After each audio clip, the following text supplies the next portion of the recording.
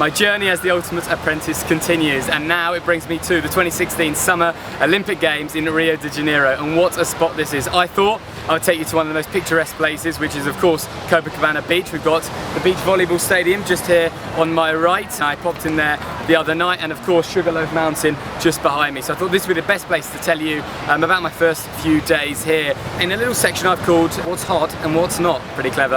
I know, it's starting off very cliche, but the weather, it is finally hot. You may not be believing it watching back home, so there was a lot of rain, but it's now, the sun is out and everyone is having a great time. It makes a huge difference to crowds and of course the venues. We can now see world records, Olympic records being beaten because there is no rain, and this is a Brazilian winter after all, and it hit 32 degrees today. So I mean, unless you're me and quite fair-skinned, you can't complain too much. What else is good? I'm going to say sponsorship. Obviously the Olympic Committee and everyone is very tight around this. If you're not one of the big partners, you're very protected, but it's great to see not everyone just flaunting their stuff and in your face. In the arenas it's pretty bare, but when you go a little bit outside, other brands are doing a lot of fantastic stuff. Just walking down Copacabana, you've got the Nissan Hotel. Visa have taken loads of bars along the front and doing all sorts of deals there, and even companies that aren't official partners such as Under Armour, they've taken over the workout benches along, so you can do that. I'd say I haven't quite done it, so Brazilian men have dominated those, but brilliant to see them put up some workouts for you. And finally, the third area that is going well is very hot, is the venues. I've been so impressed. I've been to Futures Arena for the handball, absolutely state-of-the-art arena there, and of course the Velodrome as well. Great to see Team GB doing so well there. They obviously love it and it is fantastic.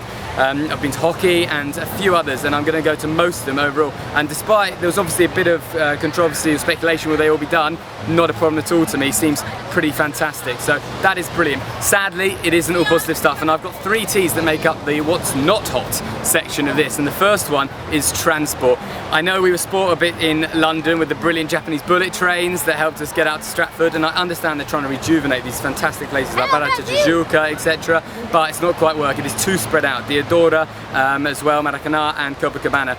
It's tough, and there's overcrowding and everything, so that is something that needs to be addressed because people are missing games, which may be why there are some empty seats. But I think the main reason for that is my second T, ticketing. It is too expensive. The average monthly wage in Brazil, £500. The tickets to the athletics the other night were an average around £90 to £100. That is crazy. I mean, there were tens of thousands of seats empty, and that is the main reason. So something that needs to be addressed, especially before the Paralympic Games, because they should be the ones being rewarded for this. And thirdly, technology.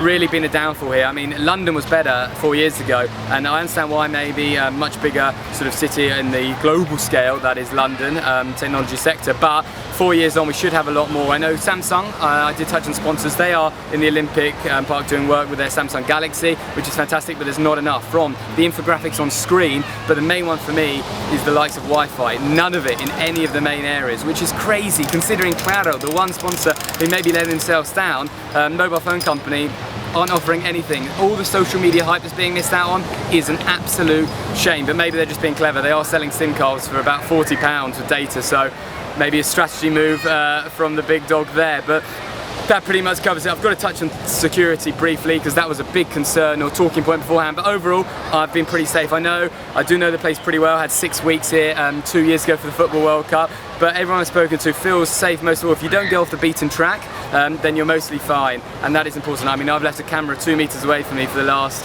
10 minutes or so and been absolutely fine with it. So if you're smart with it, you don't flaunt accreditation and team kits, you're absolutely fine, and I think Brazil should be so proud of what they've done, and I hope for a brilliant last few days, and then of course the Paralympics as well.